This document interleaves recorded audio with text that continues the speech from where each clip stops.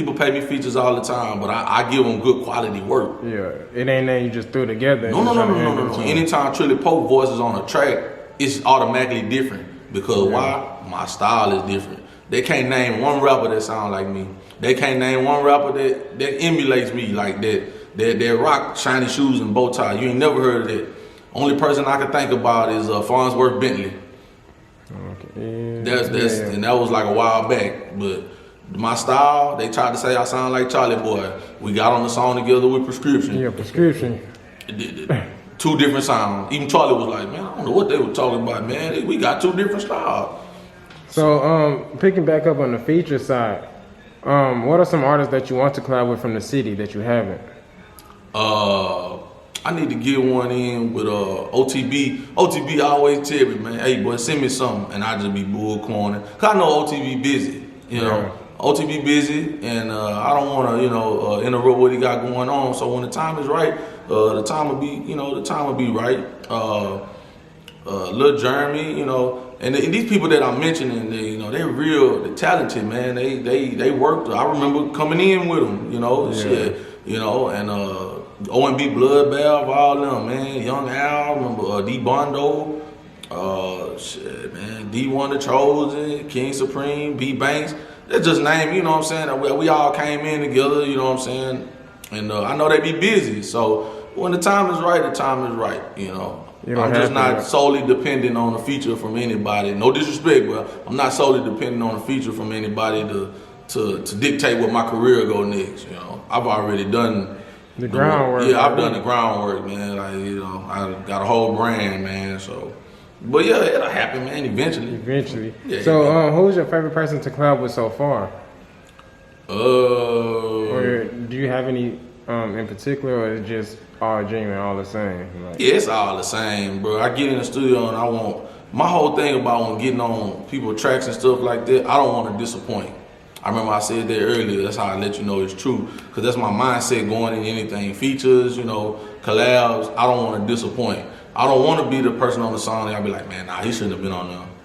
That's what the whole Southside Still Holding was about. Yeah. I didn't want to be, I was already against the odds, bro. I'm a young dude, bro. They never heard of me. And I'm coming on here with ESG, Slim Thug, Bun B, like, come on, bro. Lil Flip and all them, man, Lil O, that boy T. Come on, man. I already knew the odds was against me, so my whole thing was to go in and not disappoint. How did that song come about? How did that feature come about? Man, I paid $15 for a radio interview with GMT Radio, man. Shout out to K Nice. And a guy by the name of Brady Ball was there. Brady Ball was he worked at the station. And like I say, I paid $15 for it. It was about an hour. And he heard my music. And Brady Bob said, man, hey man, what you doing tomorrow night, man? This was Tuesday. He said, what you doing tomorrow night? I said, man, nothing, man. Just get off work, you know what I'm saying, and come on home. He's like, man, come by Bar 1, Bar 22. One of them, it's over there in Yellowstone. Yeah. He was like, man, come over there, man, and man, just do your thing. I said, all right, bet. So I get to the location. It's a damn comedy show. I'm like, what the hell? So, like I say, I used to have different attire on, man, normal, like not normal or whatever from what you see. So they started ranking on me, the comedians. So I remember I looked at Brady Bob. I said, man, hey man, they ranking on me like, hey, when I'm gonna get up there and go and show them what I made of? He was like, all right, bro, you next. I get up, I'm on stage, I'm rocking it. I got everybody like, who the hell is this guy? Mid-song, ESG walk in the door. He walk in, but he walked to the back. So I'm still performing. Next thing you know, ESG come out from the back and he come to the front of the stage like I don't see it right now. Yeah. And he like literally looking at me like this. I'm performing. I'm just doing my thing. Yeah. He just staring at you. He just staring. Like, he like, man, as soon as I got off stage, bro, he was like, man, I love you, bro, man. I don't know what it is, man. You got that sound, man. I was like, man, appreciate you, bro. I'm just out here trying to. So I kept seeing them at different comedy events. Man, shout out to the comedians in Houston because see, people don't even know that's the backstory about how I got a lot of the fan base too. Like I dibbled and dabbled in the comedy as far as like performing and intermissions after they close or whatever, stuff like that. So shout out Cliff and Penny, man. You know, at Carroll. So yeah, I started seeing them at a whole lot of events. And then the challenge that came around, the Southside still holding challenge.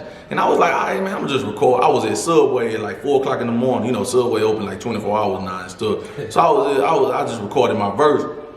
Then I remember I posted it and it had went viral and I was like, damn. So ESG had reposted it and then it had went viral. He was like, bro, who is this, bro? He got a sound on him. Like it did. So then next thing you know, man, he called me and was like, man, come on down to Harvey Love studio, man, out there in Horn Club. And I was like, all right, bet. I'm thinking like, you know, it's probably just want to. You just chop it up. Yeah, chop it up with me and stuff. So he played the beat. And he's like, bro, go and record your verse. So they recorded my verse. I'm still thinking like, all right, man, he just wanted to set me up with the experience of being a rapper, I guess, you know what I'm saying? So basically, you really just weren't thinking too much of it. No, he tells this story the same way I'll tell it. Like, I never thought nothing of it, man. I was just like, all right, cool. So one day I'm asleep and my girl, shout out to Ren Tax, baby, leveled up in. My girl, she like wake me up and she like, Trilly, Will. I'm like, what's going on? Like, check your live, get on live. ESG on live, playing the remix, like with our well, let me get to that. He playing the remix and I'm listening, I'm like, man, that sound like Bun B. Sound like Slim Thug. Like, that sound like that little flip. I'm like, what the? Nah, bro. And I hear my verse, I'm like, nah, bro, nah. So that's my first time hearing the remix.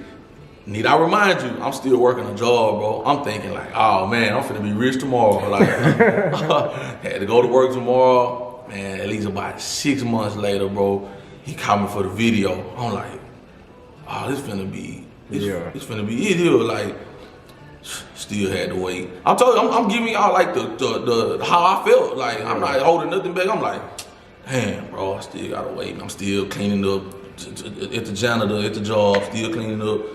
Man, the day I saw it on World Star and I had gained over so many followers, supporters, I was like, and then you start hearing things like, bro, he had the best verse on there. Like, it went from like, man, who is that young dude, man, to, oh, he got the best verse on there. Like, and to this day, I still don't get into all that, man, he had the best verse, I was just trying not to disappoint. That was it. I mean, to think about it, the song is currently 9.1 million views. Yep. So it's 9 million views, and to say that you got the best verse, that's actually big. Yeah. And then one thing that I would give advice to every up and coming artist: when you get big breaks like that, do not be content. Keep going. That was the starter right there. Yeah. Like, all right, I got some people behind me now. That's that buzz that you saw earlier. That's that buzz.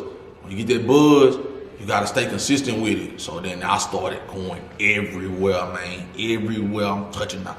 Bow tie shiny shoes, this bow tie shiny. Start putting out my own music, acting bad on them, man. I'm talking about bounce move, all them, bro. Just started country soul. On them, man. You know what I'm saying? Yeah, like I just start putting out stuff, just doing challenges and stuff like that. And next thing you know, bro, like, I just woke up one morning and I Googled myself. Shit. I was gonna say, have you Googled yourself lately? No, you can Google. So, was you surprised with the results when you Googled yourself? Yeah. I'm considered a worldwide artist. Yeah. I've never been on BET. Yeah. I've never been on MTV. But in the database, I'm considered a worldwide artist. I don't even care about the blue check or whatever, how everybody feel about that. I don't care about all that blue check, man. I was thinking about the Google. When people Google me, bro, you copying the name Trilly, Polk, man. They see you, yeah. Net worth, I said, damn, and it got musical artists on there. I'm like, and this ain't something that I put in the database. Yeah. I didn't do that. These people. And see, it's so surprising to you also, because like you say, you was still working your regular job, just recording the verse. Yeah, and I didn't think nothing of it. Even more than that, now you consider the Houston legend. And that's the whole thing. I'm like, these people call me that, like, bro, you represent Houston, bro. You a Houston legend, like, your name will be remembered forever for that, like, and I was just like, up there with zero. Yeah, up there, and I'm still young. I'm in my prime, so now it's like, Time to eat. It's time to eat. Now I did it in Texas. That's what I mean by I did it in Texas. Now I gotta go do it I gotta do it in Georgia. I gotta do it in Mississippi. I gotta do it in New York. The same thing I did in Texas, I gotta do out there. And that's how you become world renowned.